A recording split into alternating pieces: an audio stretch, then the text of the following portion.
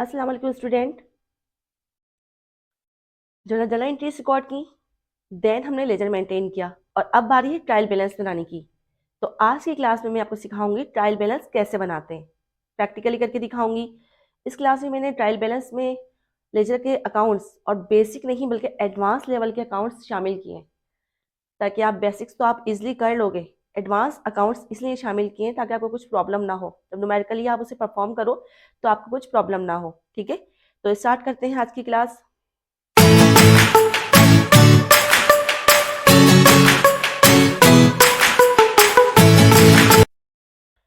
इस क्लास में मैं 3 बातें डिस्कस करने वाली हूँ। ट्रायल बैलेंस क्या होता है, उसे हम क्यों बनाते हैं और किस तरह से बनाते हैं, यानी कि पूरा फॉर्मेट बताऊंगी, उसे प्रैक्टिकली बना के दिखाऊंगी आपको।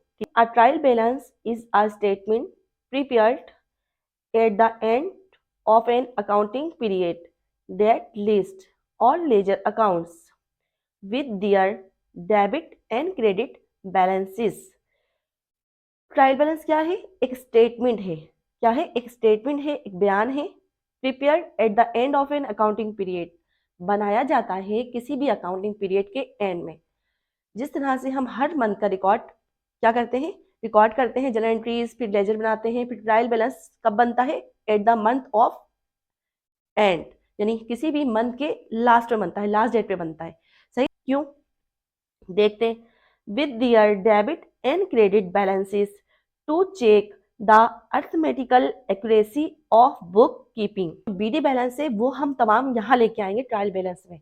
और क्यों लेके आएंगे? इसलिए लेके आएंगे ताकि हम उसकी एक्यूरेसी चेक कर सकें। अर्थमेटिकल एक्यूरेसी नहीं है। जनरल एंट्रीज रिकॉर्ड की थी हम डेबिट क्रेडिट में, फिर उसके बाद हमने लेजर में हम डेबिट और क्रेडिट के फॉर्म में लेके गए, और अब भी हम क्या करेंगे ट्रायल बैलेंस में डेबिट और क्रेडिट, यानी जो डेबिट के अकाउंट्स हैं डेबिट में पोस्ट कर देंगे। डेबिट के जितने भी बैलेंसेस निकले हैं बीडी वो डेबिट में पोस्ट होंगे, और जो क्रेडिट के बैलेंसेस हैं वो क्रेडिट में पोस्ट होंगे। फिर दोनों साइड्स इक्वल आने चाहिए, डेबिट और क्रेडिट इक्वल आना चाहिए। एक बात और आपको बताती चलूँ, याद दिलाती चलूँ बल्कि, कि जो आईकॉम पार्ट 1 है ये हमारा डबल एंट्री सिस्टम पे बेस कर रहा है, यानी कि जो भी एंट्री पास होगी, जो भी हम रिकॉर्डिंग करेंगे वो डेबिट और क्रेडिट की बेस पे करते हैं। ठीक है, ड्यूल इफेक्ट के साथ करते हैं। डबल एंट्री सिस्टम इसी को कहा जाता है। तो सबसे पहले हमने जर्नल एंट्रीज में रिकॉर्डिंग की थी। ठीक है, उसके बाद हमने लेजर अकाउंट्स मेंटेन किए थे, और अब बारी होगी हमारी ट्रायल बैलेंस की। ठीक, ट्रायल बैलेंस बनाने के लिए भी हम अकाउंटिंग रूल्स को ही फॉलो करेंगे। अकाउंटिंग रूल्स का एक रिव्यू दूंगी आपको मैं। अकाउंट्स हैं हमारे ड्राइंग, एक्सपेंसेस और एसेट्स। एज यू नो कि अकाउंटिंग रूल्स कितने हैं? टोटल 5 ही हैं। ठीक है, एसेट्स, एक्सपेंस, लाइबिलिटीज, इक्विटी और रेवेन्यू। ये हमारे 5 अकाउंट्स हैं। जितनी भी ट्रांजेक्शन्स हैं वो इन ही अकाउंट्स में पोस्ट की जाती हैं। या तो वो एसेट में जाती है, या वो लाइबिलिटीज में जाती है, या वो इक्विटी होती है, या फिर रेवेन्यू। रूल्स के हेल्प से ही हम ट्रायल बैलेंस की रिकॉर्डिंग करेंगे। ट्रायल बैलेंस बना के दिखाऊंगी आपको मैं। अच्छा, ड्राइंग ड्राइंग एक्सपेंस या एसेट जब भी इंक्रीज होंगे, ड्राइंग भी एक्सपेंस है, लेकिन ये वो एक्सपेंस होता है जो ऑनर जाती इस्तेमाल के लिए पैसे या प्रोडक्ट बिजनेस से विड्रॉ करता है, तो ड्राइंग में रिकॉर्ड कर लेते हैं। एक पर्टिकुलरली एक अकाउंट मेंटेन कर लेते हैं ड्राइंग का, इसलिए मैंने इसे अलग से लिखा है। ठीक है, तमाम एक्सपेंसेस में शामिल नहीं किया है, ये एक्सपेंस ही। ठीक है, ड्राइंग, एक्सपेंस और एसेट जब भी इंक्रीज होंगे उसे डेबिट में रिकॉर्ड करते हैं। ठीक है बेटा, और ड्राइंग, एक्सपेंस और एसेट जब भी डिक्रीज होंगे उसे क्रेडिट में रिकॉर्ड करेंगे। फिर बात करते हैं लाइबिलिटीज, इक्विटी और रेवेन्यू। लाइबिलिटीज, इक्विटी और रेवेन्यू इंक्रीज होते हैं, क्रेडिट में रिकॉर्ड किए जाते हैं। लाइबिलिटीज, इक्विटी और रेवेन्यू डिक्रीज होते हैं, यानी कम होते हैं, तो डेबिट में रिकॉर्ड किए जाते हैं।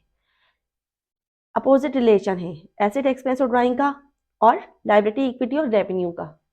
तो किसी भी चीज़ को करने से पहले हम उसकी प्रिपरेशन करते हैं। ठीक है, कुछ रूल्स को समझते हैं। मैंने अकाउंटिंग रूल्स आपको भी रिव्यू करवाए, उन रूल्स को फॉलो करते हुए हम अकाउंटिंग की ये प्रॉब्लम सॉल्व करेंगे, ट्रायल बैलेंस की प्रॉब्लम सॉल्व करेंगे। ठीक है, तो प्रॉब्लम नंबर 1 है हमारी। इसके अंदर हम क्या ट्रायल बैलेंस बनाने जा रहे हैं। तो इसके अंदर बहुत सारे हमारे पास क्या दिए हुए हैं, अकाउंट्स दिए हुए हैं, बैलेंसेस दिए हुए हैं। क्रेडिटर अकाउंट है, लैंड एंड बिल्डिंग का अकाउंट है, मर्चेंडाइज इन्वेंट्री है, अलाउंस फॉर अनकलेक्टेबल है, वेजेस एंड सैलरीज है। बहुत सारी जो इसमें अकाउंट्स हैं, शायद आप उनसे नो हाउ आपकी ना हो, आप वाकिफ ना हो। तो मैं जैसे जैसे आपको एंट्री रिकॉर्ड करूंगी आपको बताती रहूंगी, उसका थोड़ा सा एक्सप्लेन करती रहूंगी। अकाउंट पेबल लाइबिलिटी का अकाउंट है क्रेडिटर, तो ये हमारा क्रेडिट होता है, ठीक है। तो क्रेडिट है तो हम इसको क्रेडिट में रिकॉर्ड करेंगे। लैंड एंड बिल्डिंग हमारा फिक्स एसेट है, डेबिट का अकाउंट है, तो इसे हम डेबिट में रिकॉर्ड करेंगे, ठीक है। अभी आप सिर्फ डेबिट के डेबिट में पोस्ट करेंगे और क्रेडिट के अकाउंट क्रेडिट में पोस्ट करेंगे, यानी कि अकाउंट्स को देखते हुए, उसकी नेचर को देखते हुए, वो एसेट है या एक्सपेंस है या लाइबिलिटी है या रेवेन्यू है, ये देखते हुए आप उसको कहाँ पोस्ट करेंगे, डेबिट और क्रेडिट की बेस पे पोस्ट करेंगे, ठीक है। तो फर्स्ट हमारा क्या अकाउंट है, क्रेडिटर अकाउंट। क्रेडिटर अकाउंट बोलते हैं अकाउंट पेबल, यानी लाइबिलिटी का अकाउंट है हमारा। कितने का, 58,000 का। तो 58,000 में पोस्ट करती हूँ। ट्रायल बैलेंस का देख लें, कॉलम्स देख लें। ट्रायल बैलेंस, यहाँ पीरियड शो होगा एज ऑन December 31 या जो भी आपका पीरियड होगा, अकाउंटिंग पीरियड। सीरियल नंबर, सबसे फर्स्ट कॉलम आता है हमारा सीरियल नंबर का, ठीक है। सेकंड में हम पार्टिकुलर्स की बात करते हैं, डिस्क्राइब करेंगे पूरा, यहाँ पर डिटेल लिखेंगे। Ledger folio, LF ledger folio, debit credit, serial number, particulars, LF debit credit, ठीक है। इतना सिंपल सा इसका फॉर्मेट है ट्रायल बैलेंस का। अब हम फर्स्ट जो रिकॉर्डिंग करते हैं फर्स्ट अकाउंट की, क्रेडिटर अकाउंट में 58,000 पड़े हुए, ठीक है। तो सबसे पहले मैं रिकॉर्डिंग करूंगी number one creditor account. Creditor account होता है अकाउंट पेबल या लायबिलिटी का अकाउंट। कितनी इसमें रिकॉर्डिंग करूंगी, क्रेडिट साइड पे करूंगी 58,000, ठीक है। 58,000 की मैंने रिकॉर्डिंग करी है, क्यों, क्योंकि क्रेडिटर अकाउंट है और क्रेडिट का ही होता है ये। नंबर सेकंड एंट्री है land and building, ₹2 lakh. Land and building का अकाउंट है कितने का, 2 लाख का। तो लैंड एंड बिल्डिंग की रिकॉर्डिंग करते हैं 2 लाख से। नंबर सेकंड एंट्री की, लैंड एंड बिल्डिंग, सही। एसेट का अकाउंट है land and building, fix asset का अकाउंट है कितना, 2 लाख रुपीज। 2 लाख रुपीज से लैंड एंड बिल्डिंग की रिकॉर्डिंग करी। नंबर थर्ड अकाउंट है merchandise inventory, 50,000। Merchandise inventory goods या स्टॉक हमारा डेबिट का अकाउंट होता है, करंट एसेट होता है, ठीक है। तो 50,000 से मैं रिकॉर्डिंग करूंगी नंबर थर्ड एंट्री की।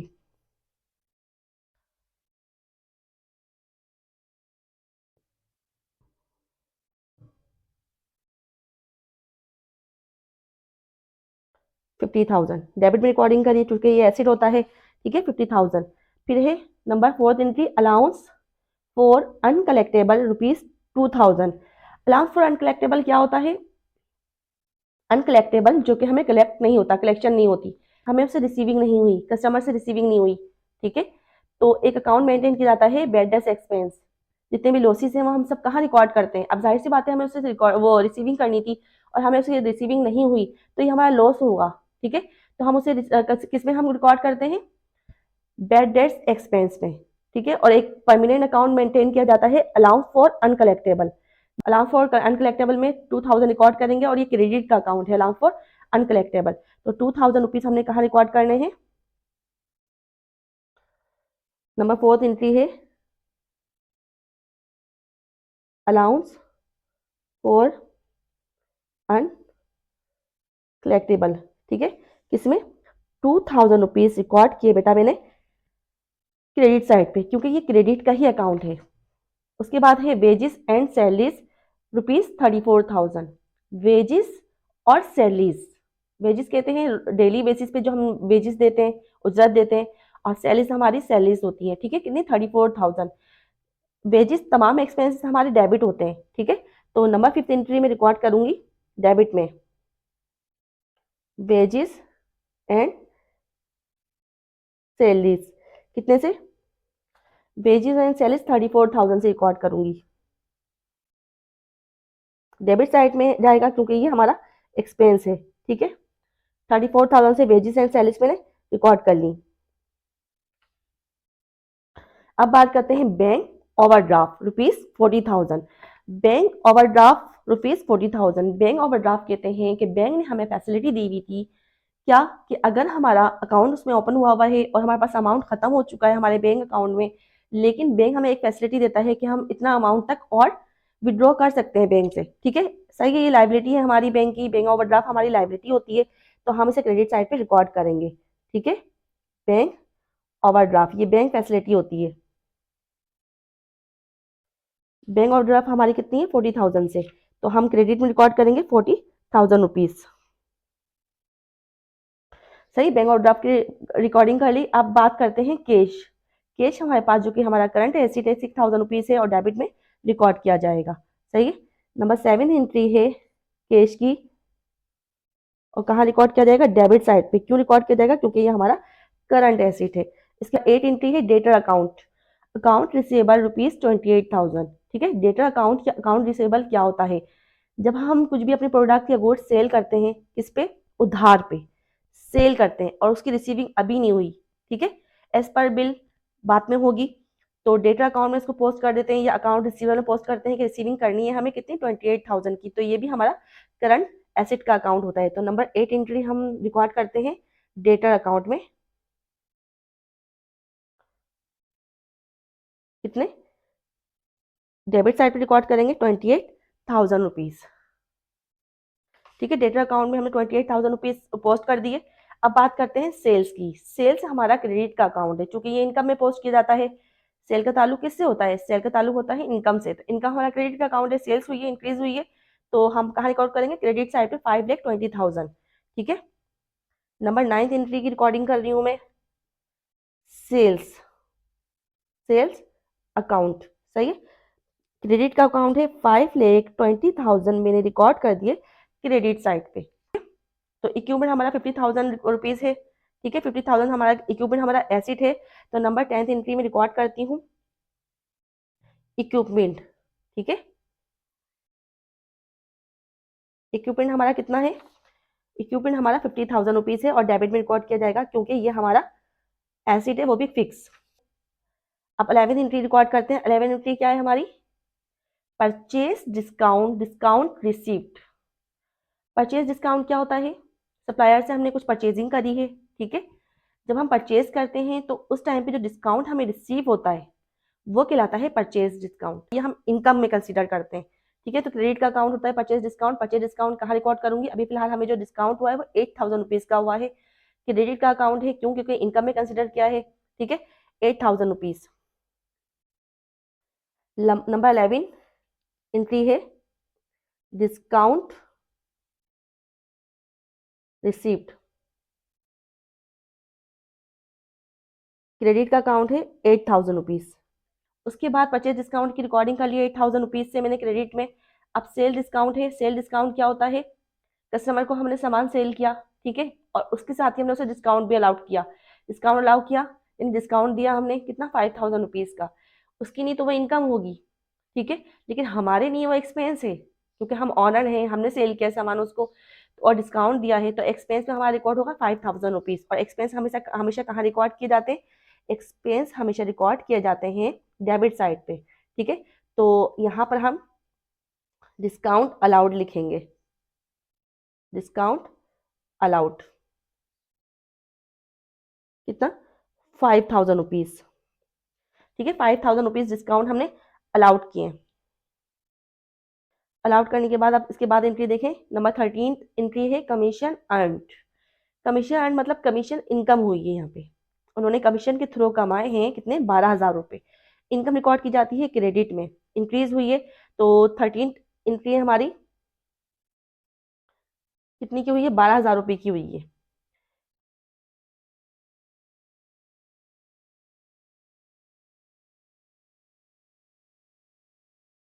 कमीशन इनकम हुई है हमारी, क्रेडिट में रिकॉर्ड करेंगे 12,000 रुपीज़।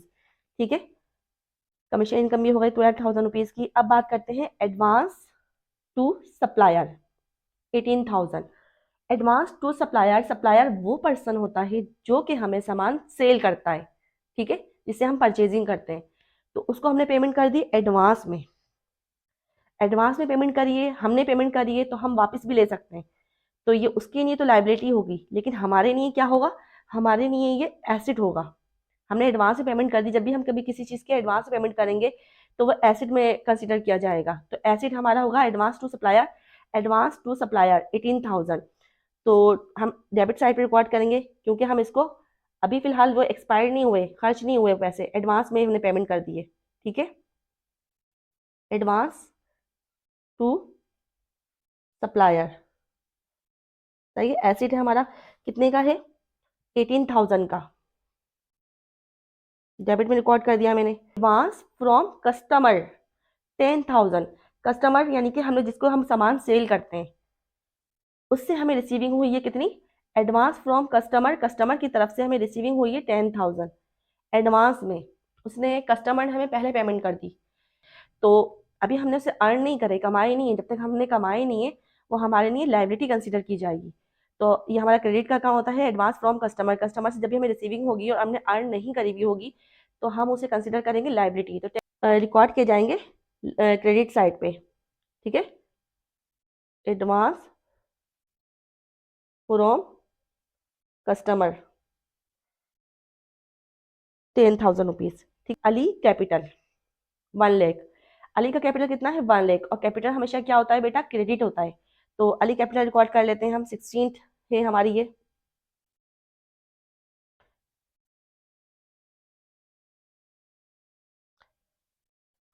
₹1 लाख है अली कैपिटल हमारा, ठीक है। तो क्रेडिट साइड पे रिकॉर्ड कर लिया मैंने ₹1 लाख। अब बात करते हैं 17, एक्रूड एक्सपेंसेस 20,000, एक्सपेंसेस है, ठीक है। एक्रूड बोलते हैं जो कि ड्यू हो चुके हैं हम पे, ठीक है, हमें देने हैं कितने? ₹20,000 के।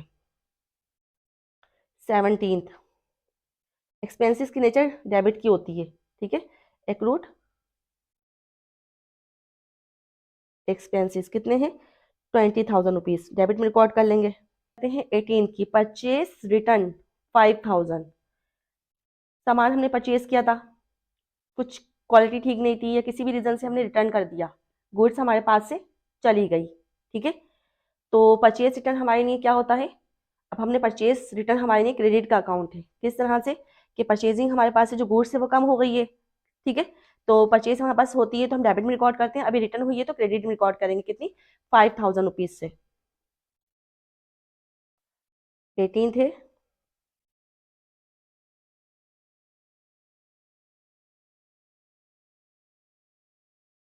क्रेडिट में ₹5,000। सेल किया था सामान कितने का? सेल्स हुई थी हमारी, अब वो रिटर्न हो चुकी है किसी भी रीज़न से, तो 94,000 हमारे हमें वापस देने होंगे। सेल जो की थी हमने तो वो वापस आ चुकी है। अब इस सेल रिटर्न हमारी एक्सपेंस कंसीडर की जाती है, लॉस या फिर एक्सपेंस, तो डेबिट में रिकॉर्ड करेंगे 94,000, ठीक है। सेल्स रिटर्न हुई है हमारी, एक्सपेंस कंसीडर करेंगे, लॉस कंसीडर करेंगे, तो हम इसे रिकॉर्ड कर लेंगे सेल्स रिटर्न के अकाउंट में, जो कि हमारा डेबिट का अकाउंट होता है। 94,000 cost of goods sold 2,50,000, cost of goods sold कितना है हमारा? 2,50,000। तो कॉस्ट ऑफ गुड्स सोल्ड क्या होता है, पहले मैं आपको ये एक्सप्लेन करती हूँ, क्योंकि ये थोड़ा सा इनकम स्टेटमेंट का ही एक अकाउंट है, कॉस्ट ऑफ गुड्स सोल्ड। अब एक मशीनरी है, मैंने उसे परचेज करी है 1 लाख की, ठीक है, सप्लायर को मैंने पेमेंट करी है 1 लाख। अब मैं जब उसे लेके आई हूँ, किस चीज़ में लोड किया होगा, मैंने ट्रांसपोर्टेशन के चार्जेस दिए हैं मैंने 10,000। उसके बाद मैंने उसकी जो उसको लोडिंग के लिए जो वेजेस दिए लेबर्स को कि उठा के उसे वहाँ इंस्टॉल करो, या उसको उठा के रखने का जो खर्चा आया है लेबर्स का, तो लेबर एक्सपेंस हो गए मेरे पे 5,000। तो 1 लाख की मशीनरी हुई, फिर 1 लाख 10,000 मैंने उसमें ट्रांसपोर्टेशन ऐड कर दिए, 5,000 मैंने उसमें ऐड कर दिया लेबर एक्सपेंस, तो सब मिला के 1,15,000 की मुझे पड़ गई, तो ये हो गई कॉस्ट ऑफ गुड्स सोल्ड। तो कॉस्ट ऑफ गुड्स सोल्ड हमारा डेबिट का अकाउंट होता है, ठीक है। ये आगे जो ये जब टॉपिक आएगा तो बहुत डीपली एक्सप्लेन किया जाएगा। कॉस्ट ऑफ गुड्स सोल्ड 2,50,000 और डेबिट का अकाउंट है हमारा ये 1000। अकाउंट्स यहाँ कंप्लीट हो चुके हैं, अब मैं भी कैलकुलेट कर रही हूँ, आप भी कैलकुलेट करो, ठीक है। और फिर इसको हम टोटल करके लिखते हैं, 2,50,000, फिर 34,000, फिर 6,000, 28,000, 50,000, 5,000, 18,000, 20,000, 94,000, 2,50,000। टोटल हमारा जो अमाउंट आ रहा है मेरे पास, तो 7,55,000 आया है टोटल, ठीक है, 7,55,000। अब क्रेडिट का देखते हैं हम टोटल करके, 58,000, 2,000, 40,000, 5,20,000, 8,000, 12,000, 10,000, फिर 1 लाख, फिर 5 लाख, सॉरी 5,000। टोटल यहाँ पे भी 7,55,000 का अमाउंट आया है। डेबिट का टोटल आया है 7,55,000, सेम टोटल क्रेडिट में भी आया है 7,55,000। इट्स मीन कि हमारा debit side equal to credit side. ठीक है, डेबिट के तमाम अकाउंट्स हैं हमारे किसके इक्वल, डेबिट के तमाम अकाउंट्स क्रेडिट के इक्वल है। ठीक है, यानी डेबिट और क्रेडिट का दोनों बैलेंस हमारा टैली हो गया। ट्रायल बैलेंस में हम सिर्फ एक्यूरेसी चेक कर रहे थे डेबिट और क्रेडिट के अकाउंट की, जो कि चेक हो चुकी है किस तरह से, 7,55,000 डेबिट के साइड पे भी आया, 7,55,000 हमारा क्रेडिट में भी आया है। ठीक है, अच्छा ये जो मैंने ट्रायल बैलेंस आपको मैंने बना के दिखाया है, इसके अंदर मैंने तमाम डिफिकल्ट अकाउंट लिए हैं। ठीक है, कोशिश करिए वो तमाम अकाउंट, इजी अकाउंट तो इजिली आप पोस्ट कर दो, कैश वाले, वो एसिड वाले भी, एक्सपेंस वाले भी, थोड़े से जो डिफिकल्ट अकाउंट है वो मैंने इसमें ऐड कर लिए थे ताकि आपको कुछ प्रॉब्लम ना हो। फिर भी कुछ आपको कोई क्वेश्चन हो, कोई डाउट हो तो मुझसे इनबॉक्स कमेंट में लाजमी क्लियर करिएगा। ठीक है, मेरी मोटिवेशन के लिए। ठीक है, प्लीज़ मेरे चैनल को सब्सक्राइब करें। आने वाले क्लासेस में और अच्छे से मैं आपको प्रैक्टिकली करके दिखाऊंगी अकाउंटिंग को। और मेरे इस वीडियो को लाइक करें अगर आपको पसंद आई हो। Thank you.